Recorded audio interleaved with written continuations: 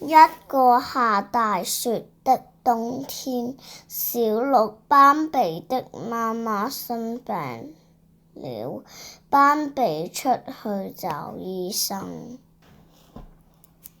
他來到一間屋子門口敲門問：我的媽媽病了，有人可以幫忙嗎？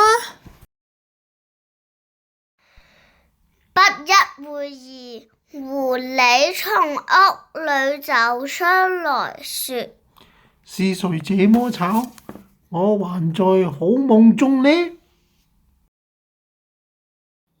斑比問：這裏有醫生嗎？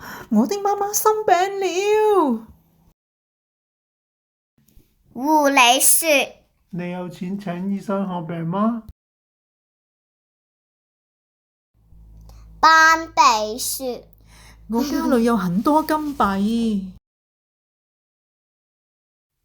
狐狸高興地說：我就是醫生，我幫你媽媽看病，你要把家中一半的金幣付給我。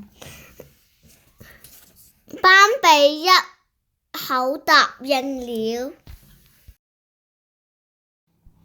他們回到斑比家，狐狸假裝為鹿媽媽看病，並問斑比金幣放在哪兒。第二天，狐狸和金幣一同失蹤了。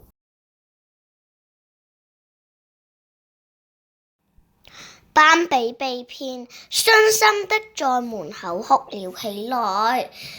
剛好山羊醫生路過，知道斑比的媽媽生病，趕緊幫她醫治，救了鹿媽媽一命。至於那隻可惡的狐狸，拖着重重的金幣，終於走不動了。